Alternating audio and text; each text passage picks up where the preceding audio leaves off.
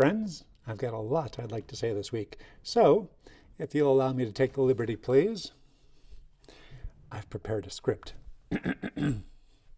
Adventurers, throughout this quest, you have truly impressed me with your cautious approach. Each week, often by the narrowest of margins, you have frequently resisted the urge to charge in with weapons drawn, and instead, you've chosen the safer paths. Your careful navigation through the dungeon of dread has brought you to this moment, where the wizard and the treasured we have been seeking await. Once again, when faced with the choice of claiming the treasure or searching the room for the wizard, you have, by the slimmest of margins, chosen to forego the allure of gold and opted instead to search the room. Will your caution ultimately pay off, or will it cost you your lives? There's only one way to find out.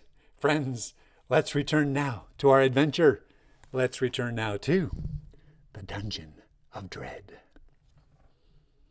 Kalman steps into your sight. Here I am, worms. A little joke has gone on far too long. Now, what shall I do with you? Maybe I should turn you into slugs. Then I can step on you whenever I please. How about a fair fight, Kalman? Don't be silly, fighter. I didn't study all those years to fight fair. I much prefer fighting like a magic user.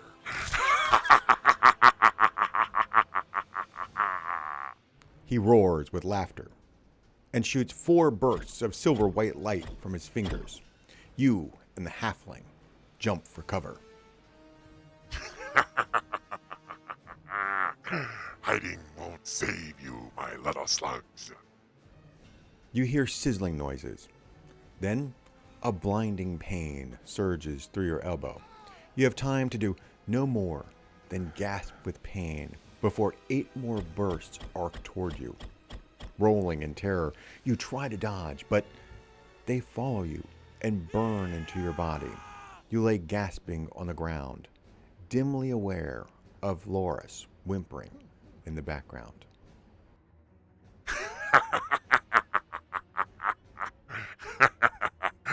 Do you see what I mean? Now, stop your silly whining and come here, heroes. I want to change you into worms. Kalman beckons you with a skinny finger. You find your body crawling towards him, despite your mind's desire to escape his foul lair. At last, you lie stretched out on the sand in front of Kalman. Loris moans softly as he crawls to your side. Oh, my sweet pet. I shall avenge you. Shall I turn them into slugs or little black spiders?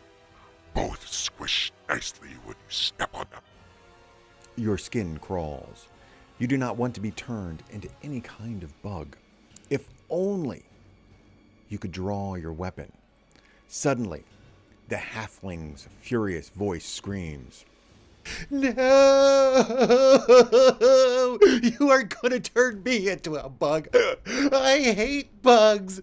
You lift your head in amazement as Loris flings himself at the wizard. "I don't want to be a bug!" screams the halfling, locking his arms around Kalman's knees and struggling to topple the evil wizard. Kalman's amusement turns to anger. He finds it difficult to pull the halfling away. Kalman raises his hands and points his fingertips at the halfling. Loris screams, "No! I don't want to be hurt either!" He gives a great jerk that throws Kalman off balance. For a moment, the halfling and the wizard sway back and forth. Then the two topple to the ground.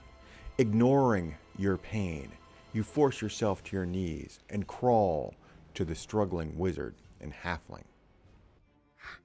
Get off me, you miserable halfling! I'll turn you into a centipede. I hate bugs! I hate bugs!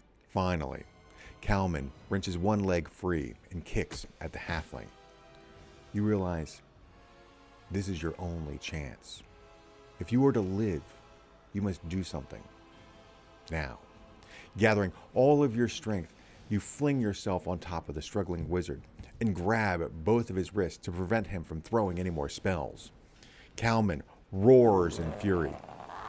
His evil face is only inches from your own. His lips curl back in a dog-like snarl. You cannot win, fighter, even with this stupid halfling holding my legs. I am more than a match for you. When you creep through black tunnels on your belly, waving your antenna in the air, you will wish you had never touched me. You are about to reply when the wizard shoves you mightily. Both of you tumble, locked in each other's grip. Loris clings as hard as he can to Kalman's legs. Do something, Carrick! Do something! Do what? I don't want to be turned into a bug any more than you. Try as you may, you cannot do more than just hold on to Kalman. You are weakening fast. The constant bashing causes your injuries to throb and ache. Risking the chance Kalman might free himself, you reach down and draw your sword. Kalman dashes you against the cavern wall, and your aching fingers drop the weapon. Kalman yells triumphantly and rolls away. He seizes your sword and flings it across the room.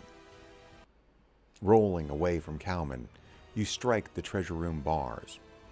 Realizing you are near the end of your strength, Kalman jumps on top of you. Now. He hisses, pointing a bony finger at your face. Just as you think the end is near, Kalman screeches terribly and falls aside. Ah! You bit me!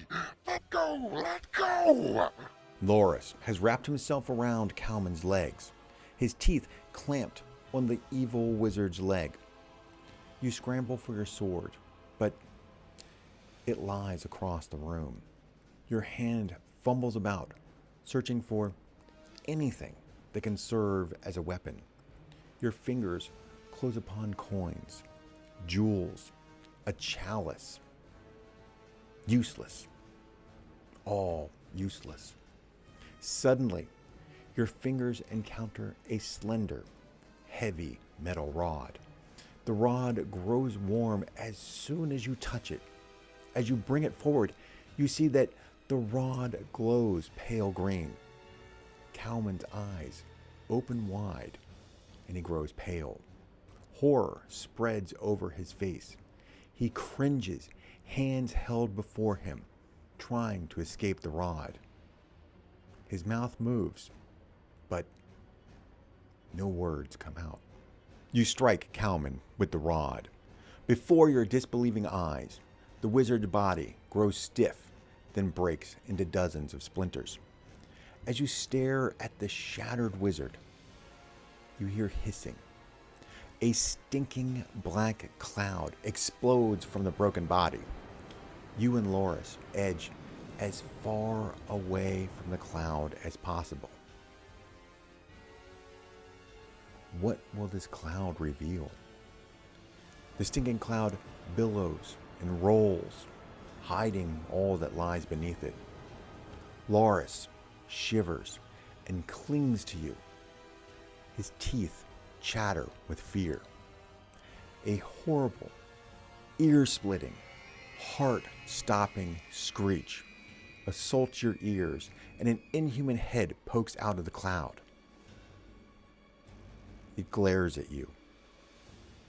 It is the ugliest head you have ever seen. It looks like a chicken, but it has no feathers.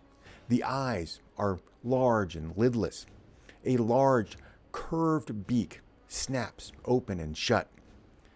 The head turns back and forth, the bright red eyes studying the detail of the room. You start to move slowly toward your sword. But as soon as you move, the creature squawks loudly and rises above the cloud on two bat-like wings. It hovers in the middle of the room, too frightening to look upon. It appears to be a cross between a bird and a snake. A large, bird-like body, covered with scales, hangs suspended between the two large bat-like wings. Dirty, white, feathery down covers its shoulders, and there are razor-sharp talons on each of its four legs. The creature beats its wings upon the air, uncertainly at first, then stronger at every flap. Carrick, we better do something, or that chicken thing's gonna eat us. You edge toward your sword. Screeching wildly, the creature dives at you. You slash out with the rod, which no longer glows, and strike it on one white wing. As it swoops by, the sharp talons rip at your clothing. The creature swoops and dives in bat-like bursts of speed. You grow dizzy following its flight. Finally, the creature dives straight for you, driving its clawed foot deep into your shoulder. It slashes once, then twice, and circles the room. Then, its great wings beating, it flies down the black corridor. You collapse to the ground, bleeding. Loris rushes to your side and gently cradles your head. Ripping clothing from his shirt, he presses it against your wound. He feels your shoulder gently to see what damage the creature did. You're lucky, Carrick. It didn't get your face, but you'll have an interesting scar. Do you think you can get up? That screechy chicken might come back, and I don't want to be here. Although your head spins and your body aches, you struggle to your feet. As you rise, the metal rod tumbles to the ground. Thank the heavens for that magical stick. We would be crawling along some corridor right now, if not for that wand. I don't know what it was, but I'm sure glad we found it. I don't think we could have defeated Kalman without it. Kalman, where is he? Where is he gone to? Loris whirls wildly about, searching for the wizard. He's gone, Loris. You'll find whatever remains of Kalman when you find that creature. I don't think I want to find either one. What was that chicken thing anyway? I don't know, but if we're lucky, it's the only one of its kind. We must hope it finds our world an unfriendly place and dies. I don't want to think of what might happen if it lives. Only Kalman knew for certain. Does this mean we've won? Are we rich now? You turn and face the locked door to the treasure room. You open your leather pouch and pull forth the key you snatched from the water weird's room. With trembling fingers, you fit the key to the lock and turn. The lock clicks and the door opens. The treasure is yours. Whoozee! Yells Loris, leaping past you and tumbling in the treasure. Woohoo! Yay! Wait till me missus sees some of this. She'll think once maybe twice, before she yells at me again. Sitting upon a pile of gold, he rains a shower of gems down upon himself. You gaze about the treasure room and say, You realize all of this treasure was stolen. We could never hope to find the rightful owners, but we could donate part of it to the poor of your village. There would still be untold riches for us to share. Loris stuffs his pockets with gold, then sits back on an open chest. What are you going to do with your share? I think I shall claim this mountain as my own and dedicate myself to stamping out evil. And I shall build a school for the training of fighters. Fighters who wish to be good, not evil. And you, Loris the Brave, will you be my right-hand man? The halfling rises and walks to your side. His small face looks up into yours, and he smiles. He extends his hand.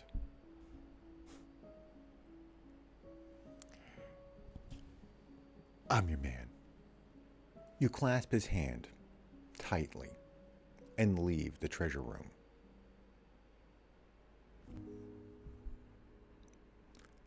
We'll come back for the rest later.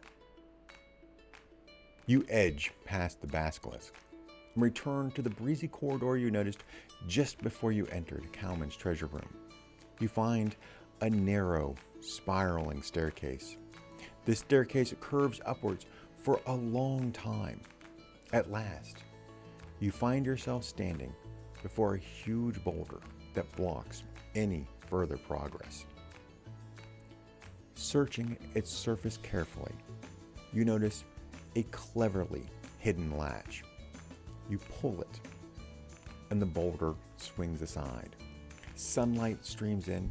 You are outdoors. You are alive, and you have found treasure enough to last several lifetimes.